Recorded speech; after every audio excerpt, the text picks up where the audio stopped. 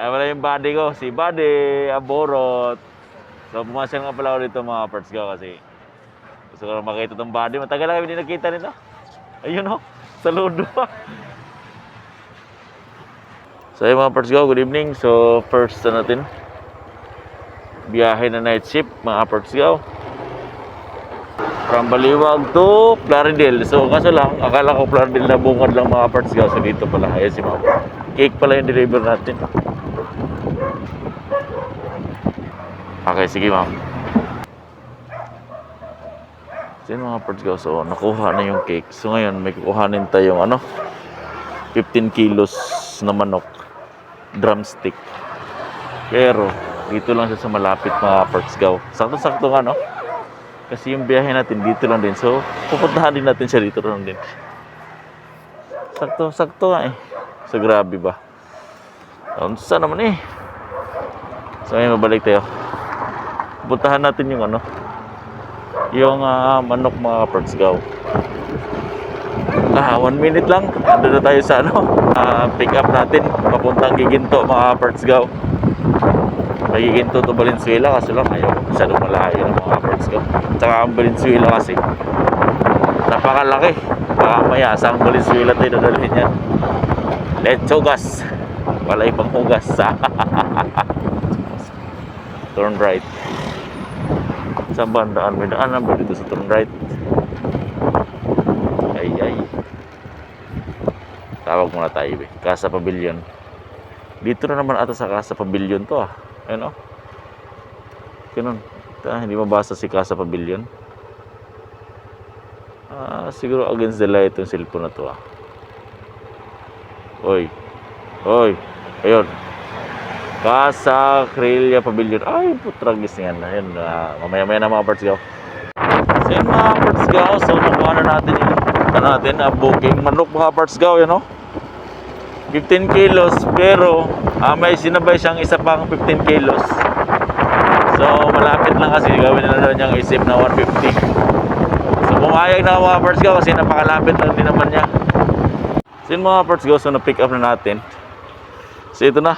Pinagsama ko na mga parts ko. 30 kilos. Oh my godness. Op. Ayun, palabas na tayo.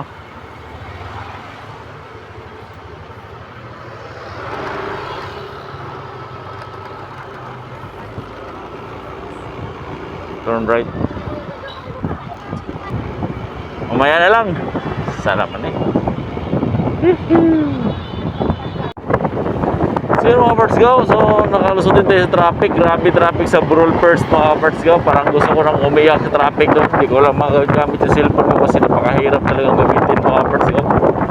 Talagang siksikan. So yun, so malapit na pala tayo dito sa drop off natin. So 30 kilos to lahat ng manok mga parts ko. So yun mga parts ko, so na drop off na natin yung yung drumstick mga parts ko ng manok.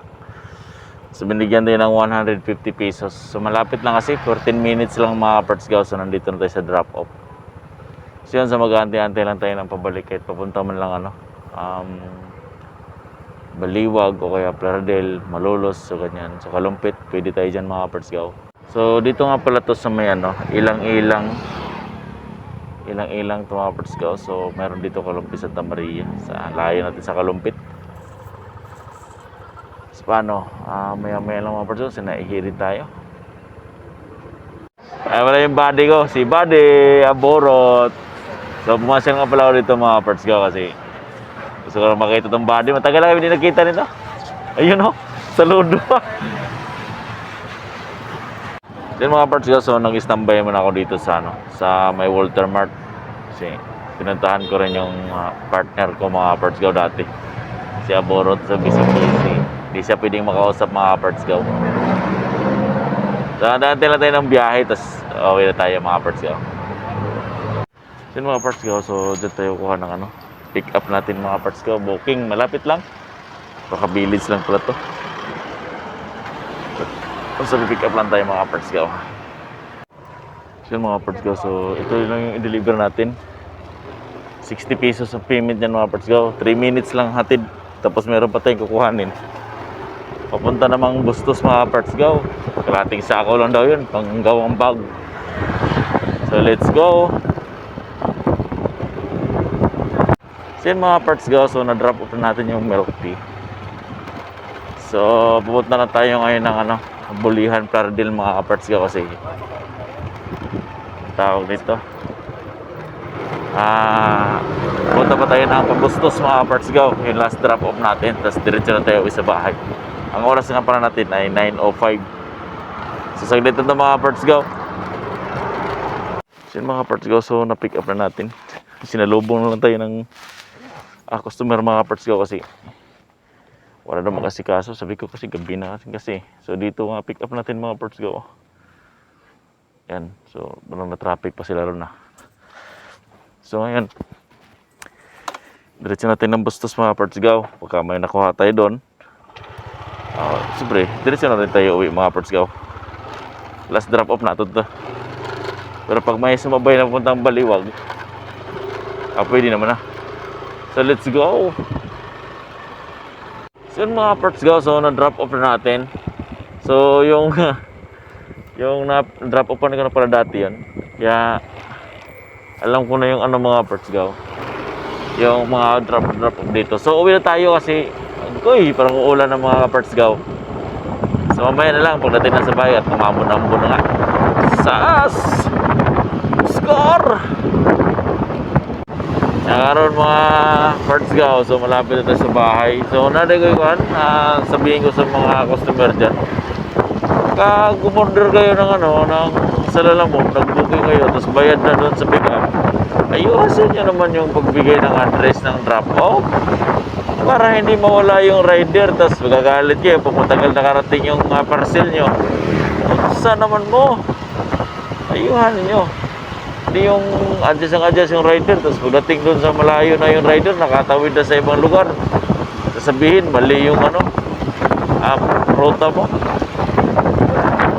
Ganong style ba? Nako, tapos yung gasolina, di naman pwede sana kung mabayaran yung gas. Lalo na yung iba, yung may mga address na kahit saan lang nakalagay address, lalo na yung mga ang nagbabayad ay pick up. Nako, tapos tumawag na kayo sa drop off para sure ball na makarating yung items nyo ng sakto mga parts go. So mamaya na lang mga parts go kasi dato sa episode gaya ni ari basa ulan naman mga parts go ay Venezuela. So, never